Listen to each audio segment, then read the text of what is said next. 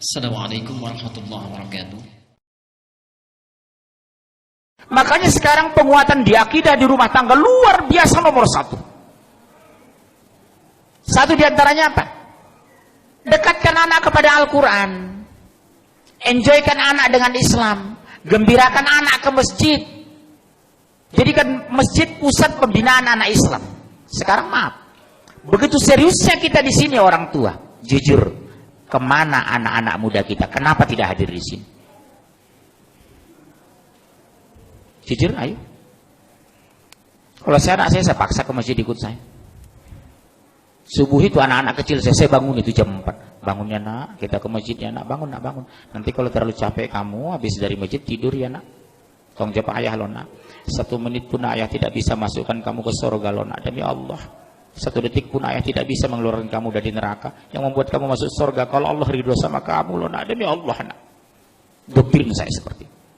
Ke masjid ya nak, bujuk anak ke masjid. Banguni dengan kelembutan. Sekarang mas, apa? Berapa banyak, maaf, masih ada waktu ini? Demi Allah, Bu, berapa banyak kita bangga anak kita pintar matematika tapi tidak bisa baca Al-Quran. Berapa banyak alumni S2 dari Jerman tidak bisa mensolat jenazah.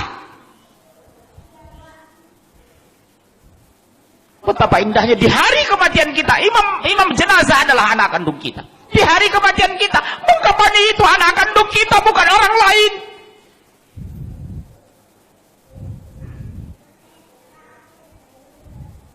Saya pergoki Pak, demi Allah, jamaah saya 9 sekeluarga, semua orang kaya, 5 laki-laki 4 perempuan. Di hari kematiannya sibuk nelpon saya, tolong Ustadz carikan yang memandikan ibu kami. Subhanallah,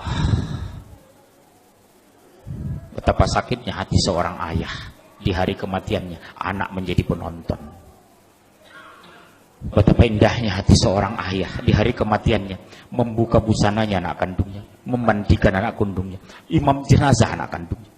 Makanya kata Rasulullah, orang yang paling berhak terhadap jenazah adalah ahli warisnya, saudara senasabnya.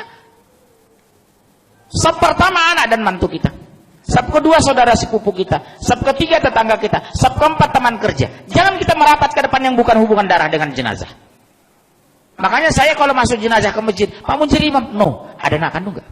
Maaf ya Pak, enggak ada. Saudara kandung ada enggak? Sepupunya enggak? Dia lebih berkewajiban dari saya Pak, bukan saya enggak mau jadi imam jenazah.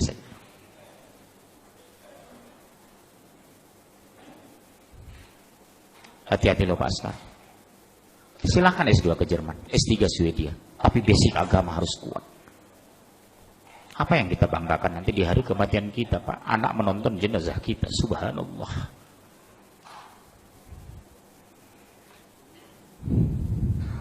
Di dunia saja sudah dipermalukan, apalagi di akhirat. Begitu diminta pertanggungjawaban di padang mahsyar, apa yang kita jawab?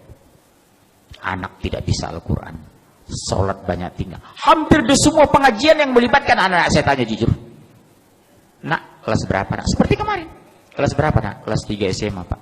Subuh tadi? Enggak Pak. Bisa ibu kandungnya, demi Allah senyum Pak, bukan malu, bukan nunduk. Mana ibu kamu? Itu Pak, senyum ibunya. Allahu Akbar. Enggak subuh dah? Enggak Pak. Sering tinggal sholat? Sering. Sholat apa? Subuh dengan Isya. Isya kecapean, subuh kesiangan. Ibunya santai Pak. Maaf ya Pak, demi Allah, demi Allah. Tolong kita koreksi istri kita di rumah pulang nanti, tolong kita koreksi. Bagaimana Allah membela kita? Allah biarkan akidah terluntar. Tauhid belum lurus, baca Al-Quran nggak bisa, sholat tidak tepat waktu. Mau bagaimana Allah mau menjaga kita? Makanya ittaqullah haqqa tuqatih.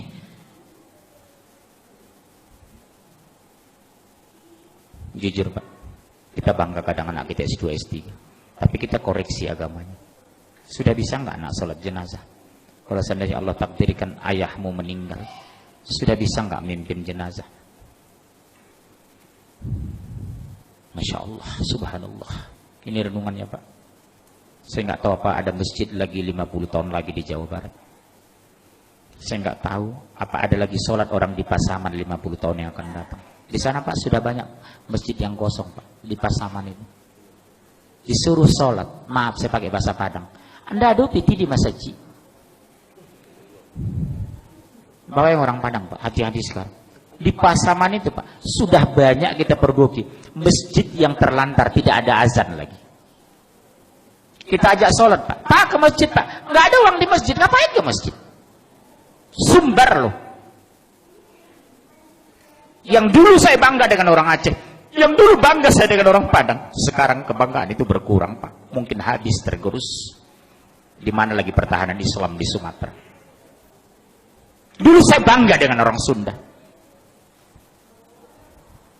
Makanya Pak, demi Allah, pulanglah ke kampung, pulanglah. Berjuang ini Pak, berhenti kita mati, mundur kita hancur. Subhanallah. Apa yang kita benahi?